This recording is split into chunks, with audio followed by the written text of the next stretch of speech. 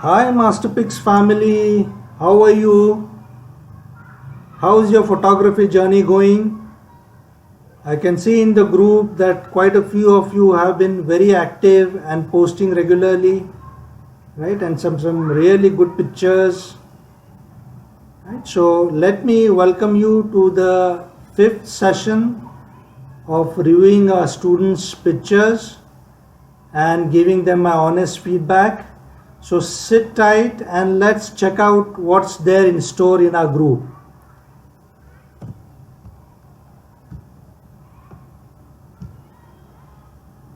Okay, so here we are in the group, right?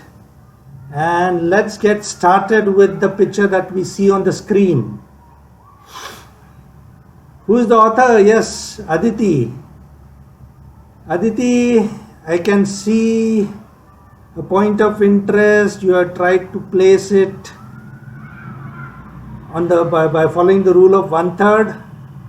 Right, but then Aditi, I think a lot of things are missing in this picture. First of all, even though you have taken care that there is a point of interest, rule of 1/3 somewhere you have tried to incorporate, but the perspective, okay, you are standing and shooting, so the angle of view is not being appreciated here, okay, you are shooting top down, so you have to get your clothes dirty in such a case, isn't it?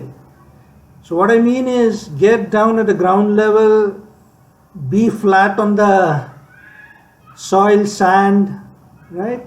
That will definitely spoil your clothes, but then get at the eye level to the point of interest, which is the earthen pot there.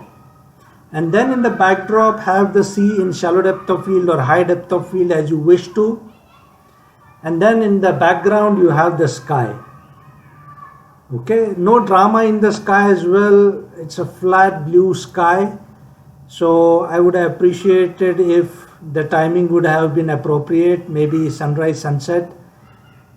Okay, let me check if I can find a sample example online. I mean, which I already done in the background. You see, this is what I mean when I say flat on the ground, right? So the point of interest is prominent and then the sea in the background. So these are the kind of pictures that I would have wished you could have clicked, but then nevertheless, right, my feedback is always there for you. And as I said, drama in the sky, a riot of colors, sunrise or sunset would have been appropriate. Only then you get your picture right, okay? Anyway, nevertheless, good attempt, and I hope you'll follow the feedback. All the best, Aditi. Let's move on. What's there in store next? Okay, some action shots. Okay, Rajesh Dubey. I mean, you were there at the right time. Great. So I think these are the wild dogs, is it? Right. And a deer. Great, great, great. Great capture. I mean, I would say you are lucky to be present there. Rajesh, once again, okay, I mean, a very minimalistic picture, but nothing to rave about. But then keep clicking.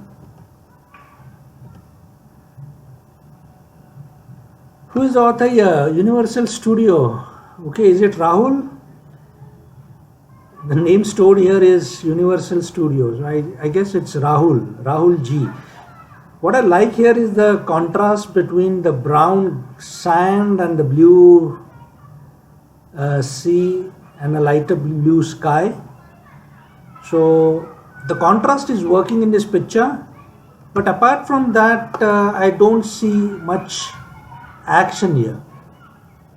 I would have loved to see some life in the picture. Landscape, even though we are talking about sea, land, sky, you need to have some live human element in it. Even if it's not a human element, but then something living, something kicking, right? Okay, maybe a picture of a human figure, maybe on the right hand side or on the left hand side, or maybe a horse cart, or a horse, or a camel. Okay, some living creature in this picture would have done justice to the contrast here. Okay. Otherwise, as I said, apart from the contrast, I don't find anything interesting. Okay, so make sure that you have something live and kicking in your picture. Photography, I mean, even though landscape photography, it is all about life. So have some life in your picture. Okay. Amrit Raha, common sandpiper at Port Blair. Good. Okay. The shallow depth of field is really helping you to isolate the subject from the background. The blue sea or whatever it is really producing a nice contrast to the dark brown bird in the frame. Amrit, keep clicking and it would help you and improve your art. Okay. Jitender, wall creeper, one of the most beautiful birds of India. Is it selective coloring that you have used? Because if you have used selective coloring, I think it is actually complementing the picture, because there is only one strand of crimson red color in the picture which is popping out because of the selective coloring. Okay, everything else is black and white, whereas only the red crimson strand is in focus. Good. I mean, it's not always that I like selective coloring, but then in this case it is complementing the picture. Karthikeyan, yes. What is this? Robber fly. Very nice. Good execution, I would say. Oh wow. Even better. This is the best. Okay. From all the pictures that you have clicked of the robber fly, I think this is one of the best ones, because as you can see, the focus is tack onto the eyes and then everything is falling off in shallow depth of field. Right. Even the legs are in focus, so full marks. Good execution, Karthik.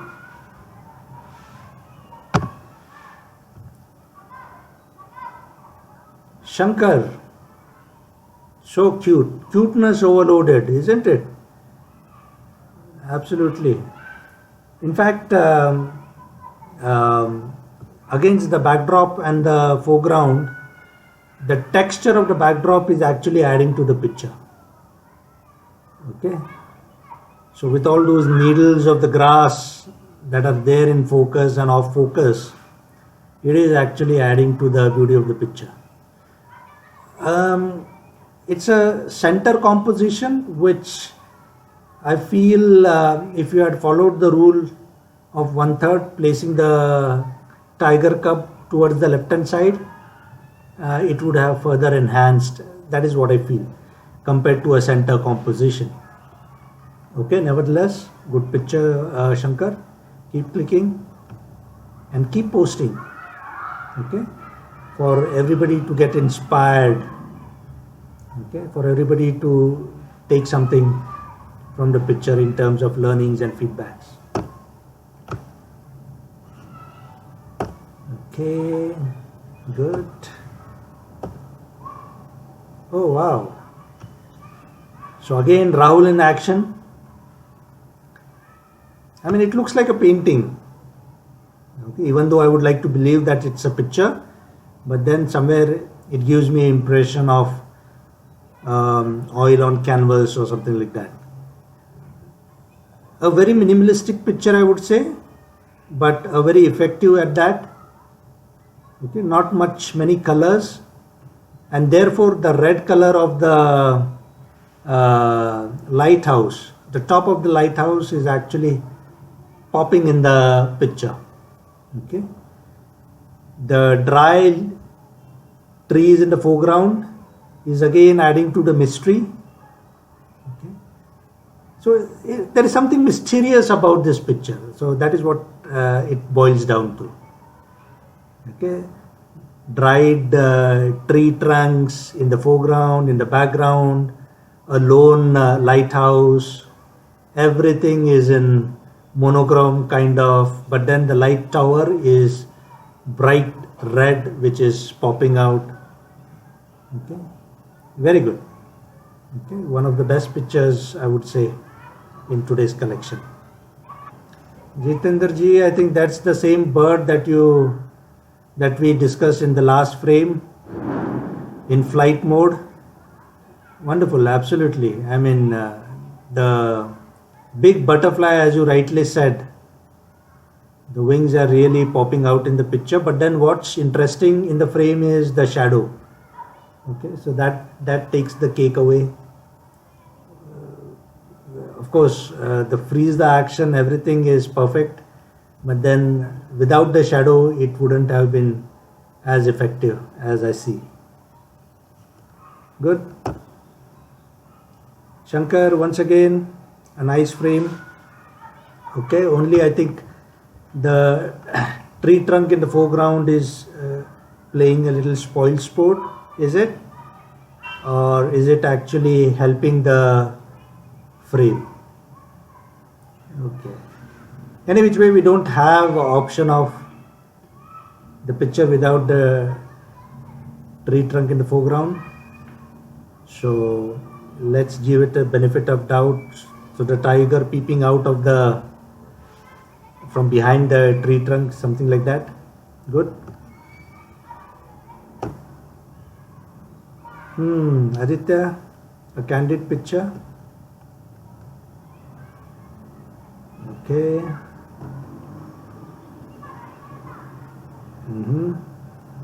Good, vibrant colors, but then no point of interest here. So just like I explained in the previous picture, you got to have a point of interest which acts like a anchor point. Yeah, this is better. Nice setting sun, and then the silhouette is adding to the composition. Okay, so as I said, yes, there should be some life in the picture, and this is what I mean. Some living thing in the frame. Human beings, animals, or whatever it is. Bobby, yes, nice attempt to click the picture in the evening. Okay, only feedback here is the white balance is way off.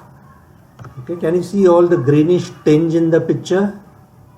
That's because your white balance is not proper. Okay, please check your white balance before you click. Okay, actually I see the face of the tiger actually glowing, so I'm sure it's the post-processing effect. Okay, I don't know, I mean, how much of post-processing is good use of editing, but then I always advise that post-processing should be subtle. Here I can distinctly see that a lot of effort has gone into it, making the face glow. So try and be subtle. I don't mind it being in black and white, but then it should have been a little less of editing here. Great. So ladies and gentlemen, happy to see that you all have been clicking good pictures and posting it, right? And hope to see you in the next session. Till then, happy clicking. Bye-bye.